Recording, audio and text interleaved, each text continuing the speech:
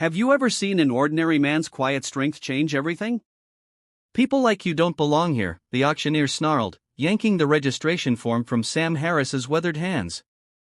Snickers echoed through the grand hall as the 73-year-old farmer stood frozen still, clutching the envelope packed with his life savings.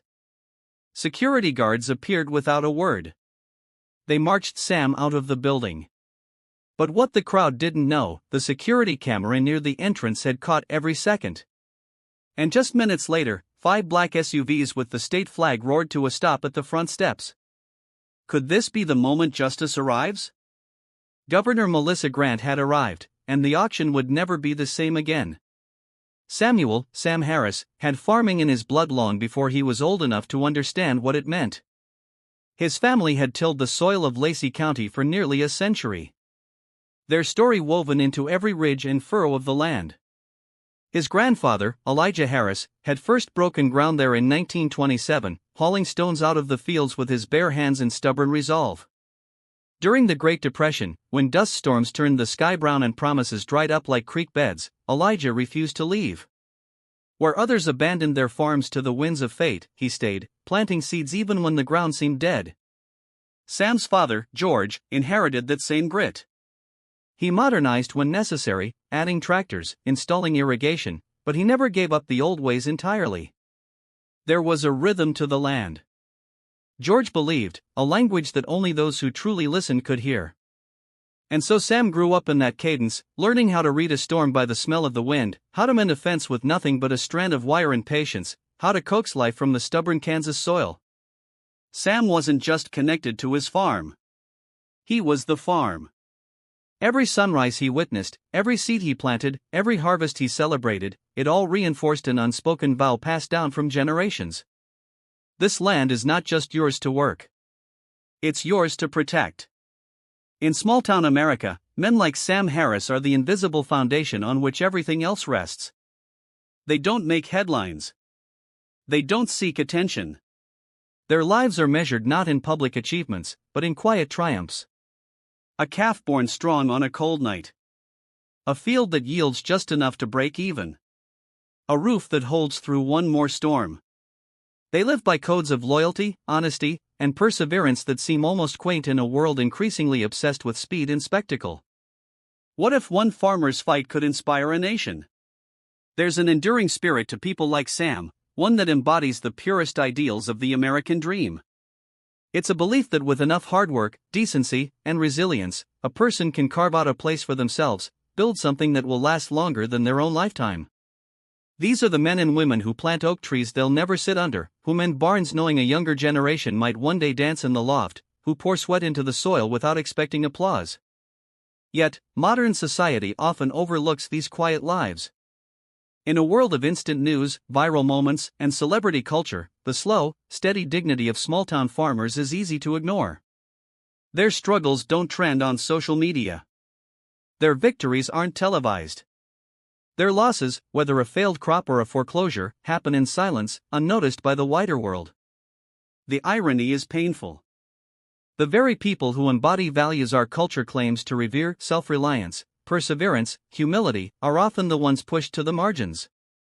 In boardrooms far from the field, decisions are made about land, food, and futures without a single thought for men like Sam. Laws change, markets shift, prices fall, and still they plant. Still they hope. Sam Harris wasn't a man of speeches or slogans. He didn't see himself as a symbol. He simply saw himself as a steward. One more link in a long chain stretching back before he was born, reaching forward into a future he might never see. His connection to the land was not sentimental but sacred. It was duty, plain and simple. And on that quiet, heavy morning when he pulled on his best blue shirt, tucked the envelope of life savings into his jacket, and drove his fading pickup into town, Sam carried with him not just a hope to save his land, but the weight of a promise made long ago. A promise whispered in the fields by every Harris who came before him. Hold fast, stand firm, and never let the land go without a fight. For most of his life, Sam Harris believed that if you worked hard, kept your word, and paid your dues, the world would leave you in peace. It was a simple philosophy rooted deep in the soil alongside the rows of corn and wheat he had tended since he was a boy. Sam paid his bills the way his father had, by check in person when possible, always on time. He didn't trust online banking, didn't have a smartphone, and he kept every receipt folded neatly in a battered metal filing cabinet at the farmhouse. So, when the official-looking letter arrived from the county office, Sam almost didn't open it. He assumed it was a standard notice, maybe a property tax reminder, maybe an updated zoning regulation. It wasn't until he finally sat down at the kitchen table that evening, his glasses perched low on his nose, that he saw the words stamped in heavy black ink, "Notice of Public Auction." At first, he thought it had to be a mistake. The Miller farm, his farm, was listed among properties scheduled for auction due to unpaid taxes. His heart hammered in his chest as he read and reread the document, hoping some line had been misinterpreted, some clerical error exposed, but the facts stood firm on the page. According to the county, Sam owed nearly $14,000 in back taxes. Taxes he had no idea existed. The next morning, Sam drove into town, the letter clutched in his calloused hand. At the county office, a young woman behind the counter, no older than his youngest granddaughter, offered a sympathetic but helpless shrug. She explained that after his wife passed away the previous year, there had been complications in how the property was reassessed. Small errors in documentation combined with overlooked mailings had allowed penalties and interest to snowball. Legally, the process was too far along to stop unless the full amount was paid. Sam listened quietly, his hat clutched in his hands, nodding even as confusion clouded his mind. He wasn't used to systems that moved without people. He was used to handshakes and face-to-face understanding, not faceless paperwork and automated notices. Somewhere along the way, the rules of the world had shifted under his boots, and he hadn't noticed until it was too late. He left the county office feeling adrift. For a man like Sam, stability wasn't about money in the bank or stocks in a portfolio. It was the land itself, the certainty that tomorrow would bring another sunrise over the same fields, another season of planting and harvesting. Stability was the rhythm of nature and the dignity of honest work. Now, with a single slip of paper, all of that was unraveling. In his younger years, Sam might have shrugged off a crisis, rolling up his sleeves and outworking the problem. But age had brought a different reality. His hands, once so strong, now ached after long days. His knees stiffened in the cold mornings. He moved slower, fought slower. The idea of fighting a complex legal system, chasing down paperwork, hiring lawyers, it was overwhelming in a way that physical labor never had been. There's a cruel fragility to getting older that no one prepares you for. The same systems you once trusted can turn cold and indifferent. Processes you once navigated with ease become mazes of fine print and impersonal policies. A single missed letter, a forgotten form, a misunderstanding buried in bureaucracy, these tiny cracks can widen into chasms large enough to swallow a lifetime of work. And yet Sam refused to crumble. He refused to believe that generations of sweat and sacrifice could be swept away by a misplaced decimal or a bureaucratic oversight. With quiet determination, he decided he would do the only thing he knew how to do. Show up, pay what he owed, and fight for his land with the same stubborn heart that had carried his family through droughts, wars, and depressions. He didn't hire a lawyer. He didn't launch a social media campaign. Instead, he did what he had always done. He trusted that showing up, standing tall, and doing the right thing would be enough. He had no way of knowing that the world he trusted would try to push him aside, and he had no way of knowing that sometimes, just sometimes, the quiet dignity of a single man could still shake a system to its core. Sam Harris woke before the first light touched the horizon. It was instinct, the same instinct that had governed his mornings for nearly 70 years. But today was different. Today wasn't about tending fields or checking on livestock. Today, he was fighting for something deeper. The right to keep the soil his family had bled into for generations. In the dim bathroom light, Sam shaved slowly, dragging the blade carefully across his weathered face. His hand wasn't as steady as it once was, but the ritual mattered. Clean-shaven, hair combed neatly back, he pulled on his Sunday shirt, the pale blue one he reserved for church services and funerals, and pressed the creases flat with his palm. It was a small dignity, but it mattered. Appearances, he knew, shouldn't define a man. But today he couldn't afford to be mistaken for anything less than serious. Beneath the mattress, where he had always kept things most precious, Sam retrieved the old postal envelope. Inside, meticulously counted and arranged by denomination, was every dollar he had managed to save. He counted it again just to be sure. $14,370. Enough to settle the debt. Enough to save his land. He tucked the envelope deep inside the inner pocket of his jacket, pressing his hand against it one last time for reassurance, driving his faded '92 Ford pickup into town. Sam watched as the landscape changed from open fields to asphalt and glass. SUVs gleamed under the rising sun. Men in expensive suits and polished shoes gathered outside the courthouse, sipping coffee from cups that probably cost more than Sam's breakfast. They didn't notice the old man in the battered truck finding a spot at the far end of the lot. If they saw him at all, they saw nothing more than worn boots, a frayed jacket, a relic from a world they had long since paved over. Inside the grand hall, the auction was already buzzing. Developers and speculators clustered in small groups, their conversations low and urgent. Sam walked to the back, filling out the registration form carefully, his pen strokes slow and deliberate. When he approached the registration desk, the young clerk's smile faltered as she took in his appearance. She leaned over and whispered to her colleague, and within seconds, a man in an expensive suit and gold watch approached. "Mr. Harris," the auctioneer said, frowning at Sam's form. "You're planning to pay in cash." Sam nodded and reached for the envelope. "I have the full amount." The auctioneer didn't even glance at the bills. His voice grew louder, sharp enough to cut the hum of the room. "We require a certified check or bank guarantee. This isn't a flea market." Laughter rippled through the crowd. Sam stiffened, but said nothing. He tried to explain, his voice calm but firm, that the auction notice hadn't mentioned any such requirement. But the auctioneer dismissed him with a wave of his hand.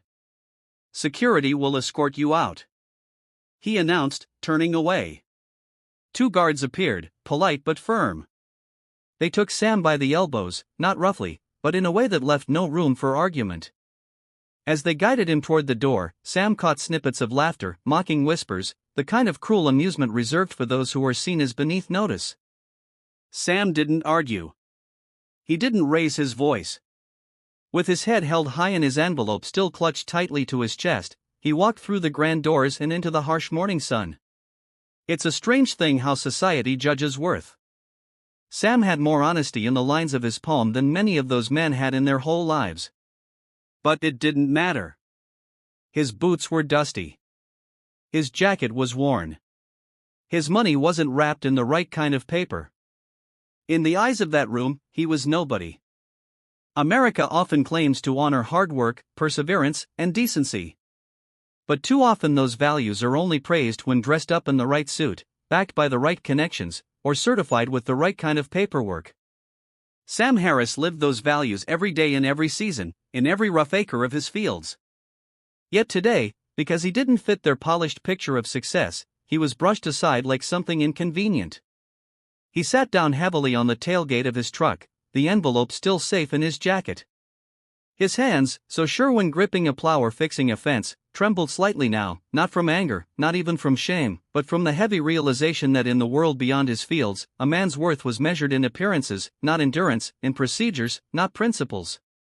Sam gazed at the courthouse, a stoic figure against a backdrop of stone, columns, and glass, waiting for the inevitable, waiting to lose everything he had spent a lifetime building. He didn't know it yet, but destiny and a woman in a navy blue suit were already on their way. Sam Harris sat on the tailgate of his truck, his weathered hands folded over the envelope that now felt heavier than the sun beating down on his shoulders. Inside the courthouse, the auction rolled forward without him. His family's farm, his legacy, would soon belong to someone who had never walked its fields or planted its crops. In the sterile world of property transactions, Sam was just a footnote. And then the sound came, distant at first, but growing louder. Sirens, engines. Sam looked up, squinting into the sun. 5 black SUVs, their windows darkened, tore into the courthouse parking lot, flanked by 2 police motorcycles. Each SUV bore a small but unmistakable symbol, the state flag. Doors opened in a synchronized motion. Security agents emerged, scanning the area with brisk, trained movements. And from the center SUV, a woman stepped out. Governor Melissa Grant herself, a force of nature wrapped in a sharp navy suit, moving with the authority of someone who wasn't here to make small talk. The crowd of investors and clerks froze mid-sentence, their conversations dropping into stunned silence. The same people who had laughed as Sam was ushered out now scrambled to clear the governor's path. Cameras from local news outlets swiveled. Reporters shouted questions, but Governor Grant didn't break stride. Her focus was unshakable as she entered the courthouse. It's easy to think of government as a slow, uncaring machine. Endless forms, red tape, decisions made behind closed doors. And often that's true. Bureaucracies move at the speed of caution. Policies are layered under procedures. Each step insulated against blame. People get lost. Injustices get buried. But sometimes change comes not from the system, but from individuals within it. Leaders who recognize that rules exist to serve people, not the other way around. Governor Grant, with all the political calculation of a seasoned official, had seen something in Sam Harris's letter, something that cut through the noise and demanded action. Inside the hall, the auctioneer barely had time to react before the governor's voice rang out, firm and commanding. This proceeding is temporarily suspended. The room stilled, whispers darted between bidders. The auctioneer, pale and flustered, pointed vaguely toward the door when asked about Sam Harris. Find him, Governor Grant instructed her aides. Minutes later, Sam stood face to face with the most powerful person in the state. He removed his cap, feeling suddenly very small under her steady gaze. Mr. Harris, she said, extending her hand. I received your letter. Sam fumbled slightly as he shook her hand. I didn't expect, I never thought. I read every letter that crosses my desk, she said, a small smile tugging at the corners of her mouth. Whether or not it was entirely true didn't matter. What mattered was that today it was true for him. Governor Grant turned to her staff. Issue an administrative hold on the Miller property transaction under Regulation 42B for improper notification of sale terms. Sam blinked, struggling to keep up. Bureaucratic language wasn't his field, but he understood enough. The sale was stopped for now. Real leadership is rare. It requires seeing past procedures to the people they affect. Governor Grant didn't just suspend the sale because it was politically convenient, though surely she understood the optics. She did it because somewhere in her career of balancing budgets and signing legislation, she hadn't forgotten that government at its best is supposed to serve the people. There are moments in American history where public pressure has turned the tide. Rosa Parks refusing to move from her seat didn't end segregation alone, but it lit a fire. A single photo of a man standing before a tank in Tiananmen Square didn't bring down a regime, but it woke the conscience of the world. Small acts of defiance, dignity, and visibility often carry power far beyond the moment itself. Sam Harris didn't set out to become a symbol. He didn't plan a protest. He simply showed up with his life savings in an envelope and the unwavering belief that fairness still mattered. And because one leader decided to listen instead of dismiss, the quiet fight of one farmer shook the heavy machinery of bureaucracy and emotion. As Sam stood there, the envelope still pressed against his chest, a strange feeling washed over him. Not victory, not yet. But for the first time in days, he felt something even more precious. Hope. 3 days after the auction, Sam Harris received a call that he almost didn't answer. He wasn't used to strange numbers lighting up the dusty landline in his kitchen, but something nudged him to pick it up. On the other end, a woman from the governor's office explained in careful words that Sam needed to come into town again. There were a few additional matters to discuss. Sam hung up the phone with a sinking feeling. After everything, maybe they had found some loophole. Maybe hope had been a little too much to ask. Still, he put on his blue Sunday shirt once more and drove the old pickup down familiar roads, each mile heavier than the last. At the county administration building, the atmosphere was different this time. Staff members greeted him by name. They smiled, not the tight, dismissive smiles from before, but genuine, apologetic ones.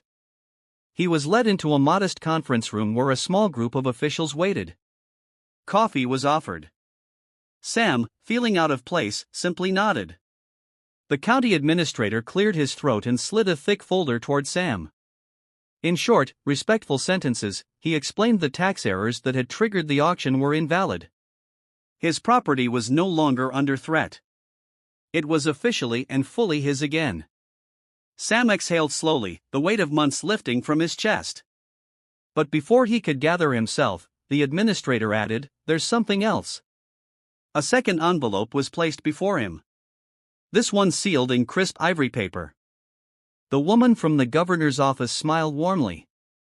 "An individual has come forward," she said, "offering to cover any remaining financial obligations tied to your property and more." Sam stiffened. He shook his head. "I don't take charity." The woman's voice was soft but insistent. "It's not charity, Mr. Harris. They consider it repayment." Inside the envelope was a letter handwritten in neat, careful script. "Dear Mr. Harris, when I was 10 years old, my family nearly lost everything. We had no money for seeds, no food to spare. You gave us a paper bag filled with seeds from your own shed. You taught my father how to plant them, how to work the stubborn earth. That garden fed us through the worst year of our lives. I never forgot. Today, I'm in a position to return a fraction of the kindness you showed us.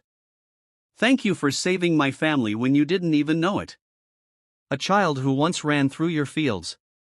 Sam read the letter twice before setting it down, his hands trembling slightly. He tried to remember the boy, so many faces, so many seasons ago, but the memory remained blurred. It hadn't been an act of charity back then. It had just been the right thing to do. And yet here it was, decades later, rippling back to him like a long-forgotten seed pushing through hard soil. Sometimes the smallest gestures, the ones we make without expecting anything in return, carry echoes that travel farther than we can imagine. We plant kindness without realizing that someday, somewhere, it might bloom into a lifeline we ourselves will need. For Sam Harris, it wasn't just his farm that had been saved. It was the living proof that dignity, compassion, and decency, though often invisible, are never truly wasted. They just wait for their season to come. Sam Harris never imagined that a grainy security camera video would change the course of his life. Yet, within hours of the governor's intervention, the footage of an elderly farmer being escorted out of the courthouse and the dramatic arrival of Governor Melissa Grant spread across the internet like wildfire. Local news stations aired it first. By nightfall, national networks had picked it up. In a rare moment of unity, Americans across the political spectrum found something they could agree on. Dignity matters. Conservatives praised Sam's self-reliance and commitment to family legacy. Progressives hailed his fight against a system that too often crushed the voiceless. For a brief, shining moment, his story bridged divides that had seemed impossible to cross. Newspapers ran headlines like, "The Farmer Who Stood Alone and Won." Talk shows debated the deeper meaning behind the auction scandal. Commentators called for reform. But amid the noise, Sam remained the same steady figure he had always been. Fame was not something he sought. If anything, it unsettled him. When the invitation came to speak at the state agricultural fair, Sam almost declined. He wasn't a public speaker. He wasn't polished. His world was soil and seasons, not microphones and crowds. But Governor Grant personally called him, encouraging him to share his story, not for attention, but to inspire action.